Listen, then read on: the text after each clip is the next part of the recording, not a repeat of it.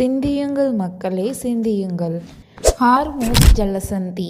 Straight of Hormuz என்பது உலகிலேயே மிகவும் முக்கியமான கடல்வழி தலங்களில் ஒன்று. இது நடுவண் கிழக்கு பகுதியில் உள்ள எண்ணெய் போக்குவரத்து மையம் என்று சொல்லலாம். இது பெர்சியன் கல்ஃப் மற்றும் கல்ஃப் ஆஃப் ஓமன் ஆகியவற்றை இணைக்கும் கடல் பாதை.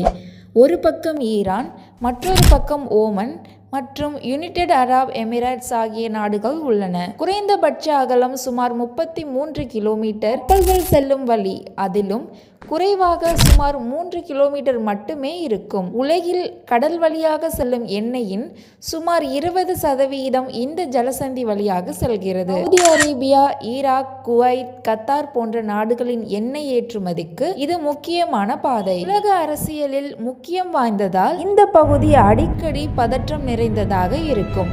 குறிப்பாக ஈரான் மற்றும் யுனைடெட் ஸ்டேட்ஸ் இடையிலான அரசியல் பதற்றம் காரணமாக இந்த ஜலசந்தி மூடப்பட்டால் உலகளவில் எண்ணெய் விலை அதிகரிக்கும்.